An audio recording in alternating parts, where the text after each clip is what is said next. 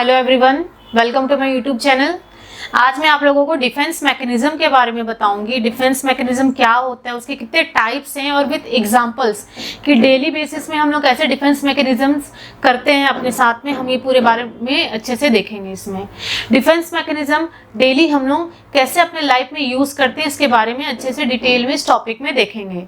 Defence mechanism क्या होता है, कोई भी सिचुएशन हो गया, कोई ऐसा घटना हो गया या फिर कोई ऐसा स्ट्रेसफुल इवेंट हो गया या फिर कोई ऐसा स्ट्रेस वाली जगह हो गई, सिचुएशन हो गई जो हम पे बीतती है, तो स्ट्रेसफुल कंडीशन में हम अपने आप को कैसे कोप अप कर सकते हैं और उस स्ट्रेस से कैसे अपने आप को बाहर निकाल सकते हैं, क्या क्या डिफेंस मैकेनिज्म यूज करके, इसके बारे में डिटेल में हम लोग देखेंगे।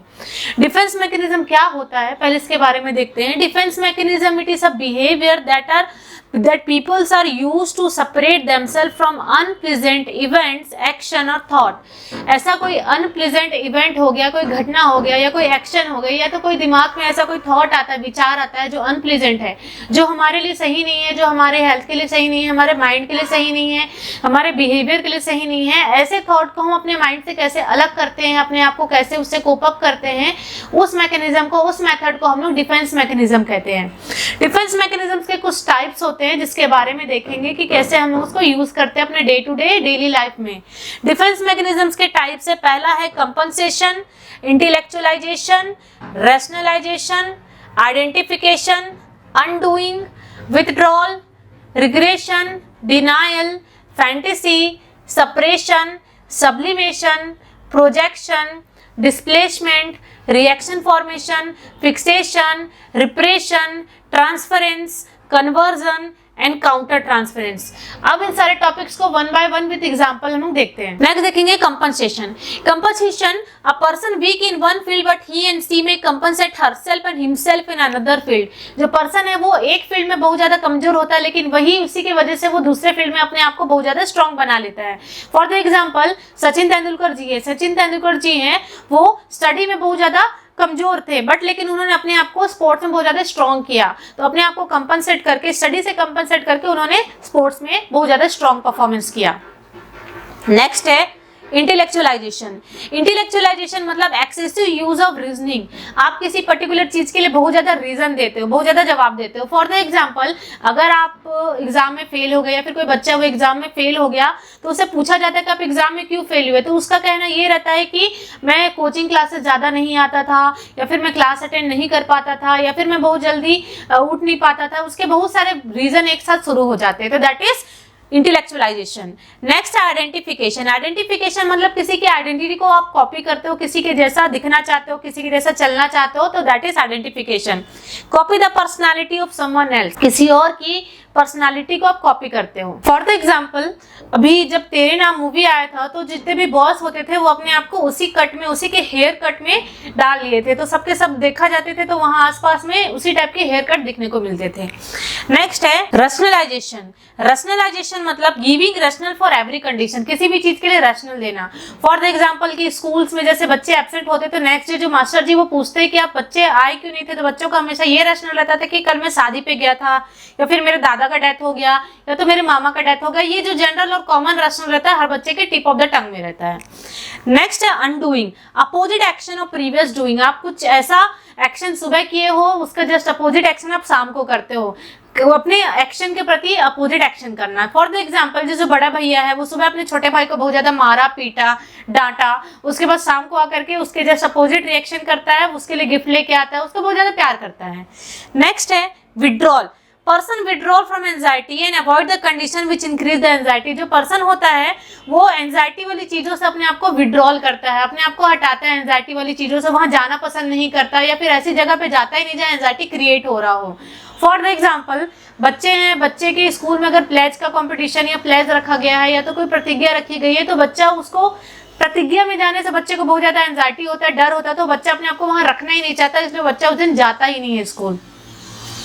नेक्स्ट है regression. Childish behaviour after maturity. जैसे कि मैच्योर हो गए, 20-22 साल के हो गए, उसके बावजूद भी चाइल्डिश बिहेवियर शो कर रहे हैं, बचकानी हरकत कर रहे हैं। फॉर द एग्जाम्पल, आपको चाहिए बाइक, बट आपके पेरेंट्स ने बाइक ला के नहीं दिया, तो आप बच्चों जैसे हरकत कर रहे हो, अपने सर पटक रहे हो, जमीन पे लौट रहे हो, चिल्ला रहे हो, रो रहे हो, इस तरीके से हरकत करो तो चाइल्डिश बिहेवियर में आता है।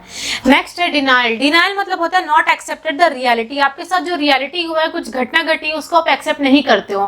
फॉर द एग्जाम्पल, किसी का बेटा आर्मी में है, अगर आर्मी में उसके बेटे का डेथ हो जाता है और उसकी मम्मी के खबर मिलती है कि बच्चे का डेथ हो गया, तो उसकी मदर एक्सेप्ट ही नहीं करती है, ऐसा हो ही नहीं सकता, मेरा बेटा मर ही नहीं सकता, मेरे साथ ऐसा हो ही नहीं सकता, इस तरीके से उसका रिएक्शन रहता है।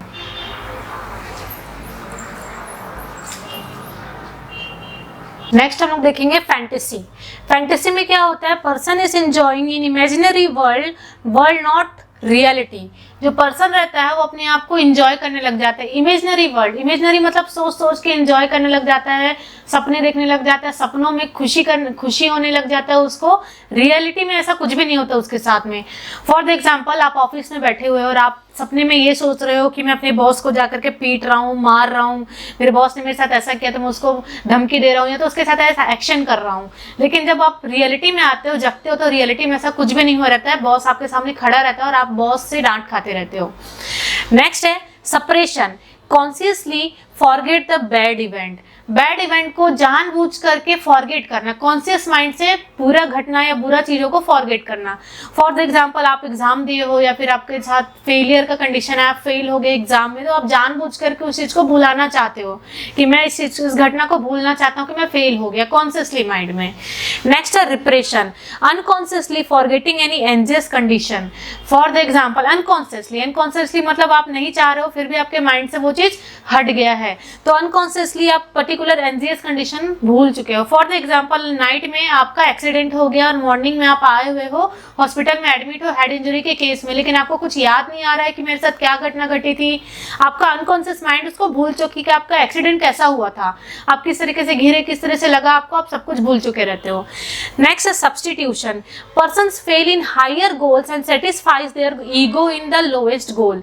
जो पर्सन रहता है बहुत बड़ा कुछ गोल लेके चलता है, लेकिन उसमें वो पास नहीं हो पाता, फेल हो जाता है, तो अपना ईगो है, अपना जो ईगो उसको लोएस्ट गोल में सेम सब्जेक्ट का, सेम फील्ड के एरिया में अपने आप का ईगो को वो ढाल के सही एक्सेप्ट कर लेता है।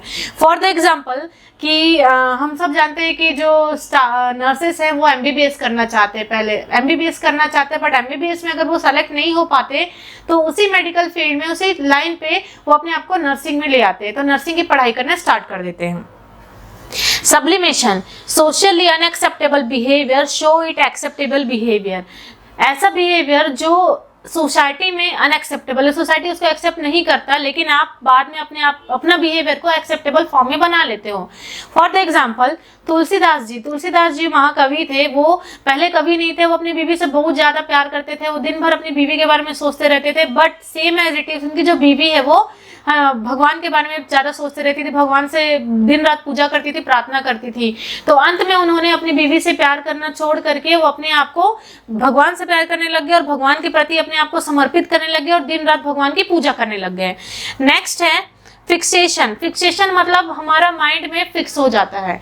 For the example, mature person से इमैच्योरिटी। मैच्योर जो पर्सन है वो इमैच्योरिटी टाइप का बिहेवियर शो करने लग जाता है, उसका माइंड फिक्स रहता है, चाहे वो कितना भी मैच्योर हो जाए, वो एक ही स्टेज ऑफ लाइफ में रहता है।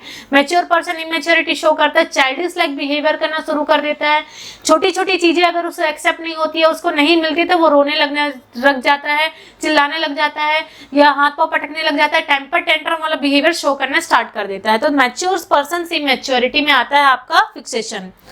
प्रोजेक्शन।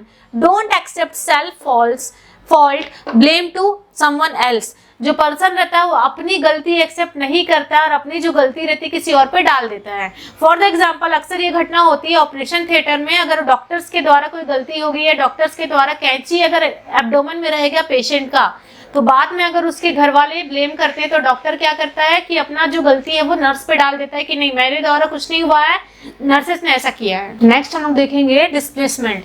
डिस्प्लेसमेंट में है डिस्प्लेस और transfer the anxiety to the lower threatening person. अपना एंजाइटी, अपना गुस्सा अपने से छोटे या अपने से लोअर थ्रेटनिंग पर्सन पे उतार देना। फॉर द एग्जाम्पल, ऑफिस में अगर आप गए हो और आपका बॉस आपको बहुत ज्यादा डांटा है, बहुत ज्यादा आपको पनिश किया है, तो शाम को आकर के वो गुस्सा आप अपनी वाइफ पे उतारते हो, उस पर चिल्लाने लग जाते जाते हो उसको पनिश देने स्टार्ट कर देते हो। Next reaction formation, hidden the real behaviour and show the acceptable behaviour. इसमें जो पर्सन रहता है अपना रियल बिहेवियर को छुपा लेता है और एक्सेप्टेबल बिहेवियर सामने वाले के सामने शो करता है। फॉर द एग्जाम्पल, सुबह सास और बहू में बहुत ज्यादा झगड़ा हुआ है, बहुत ज्यादा लड़ाई हुआ है, लेकिन अचानक शाम को कोई मौसी आ जाती है या फिर सास की कोई सहेली आ जाती है तो वो बहू अपनी सास के पांव दबाने लग जाती है, सेवा करने लग जाती है, तो वो रियल बिहेवियर को छोड़ करके एक्सेप्टेबल बिहेवियर शो करने स्टार्ट कर देती है। Conversion, psychological symptom show in physical symptom. जो पर्सन है उसमें साइकोलॉजिकल सिम्टम दिखने लग जाते हैं फिजिकल सिम्टम्स की जगह। फॉर द एग्जाम्पल, पेशेंट बोलता है कि मुझे बहुत ज्यादा पेट दर्द हो रहा है, बहुत ज्यादा वॉमिटिंग हो रहा है, लेकिन वो रियलिटी में उसको फिजिकल सिम्टम नहीं रहते, साइकोलॉजिकल सिम्टम रहते हैं, उसको कोई फिजिकल सिम्टम रहता ही नहीं जब चेक करते हैं। Transference, it's depend on the nurse. इसमें क्या होता है, जो नर्स रहती है वो पर्टिकुलर पेशेंट को अपने फादर या अपने फैमिली मेंबर के जैसा समझ करके ट्रीटमेंट प्रोवाइड करती है। Counter transference, counter transference इनएप्रोप्रिएटली disclosing personal information. अपनी सारी बाउंड्रीज को क्रॉस करना या फिर अपना पर्सनल इंफॉर्मेशन पेशेंट को प्रोवाइड करना। जो नर्स होती है अपना पर्सनल इंफॉर्मेशन पेशेंट को प्रोवाइड कर देती है। आफ्टर डिस्चार्ज, पेशेंट डिस्चार्ज हो जाता है उसके बाद भी वो उससे मिलती है, गिफ्ट लेती है, उसके पार्टीज में जाती है, तो इस तरीके जो बिहेवियर रहता है वो काउंटर ट्रांसफरेंस में होता है। तो आज हमने टोटल 20 पूरे डिफेंस मैकेनिज्म देखा हमारे टॉपिक्स में। सारे डिफेंस मैकेनिज्म हम अपने day to day daily life में यूज करते हैं, अपने लाइफ्स में यूज किया जाता है और इसके थ्रू हम अपने स्ट्रेस को रिड्यूस करते हैं। तो आई होप आज की टॉपिक आप लोगों को अच्छी तरीके से समझ में आया होगा। तो इसी तरीके से वीडियोस को देखने के लिए आप मेरे चैनल्स को सब्सक्राइब करें, लाइक करें और ज़्यादा से ज़्यादा शेयर करें। Thank you for watching my this video.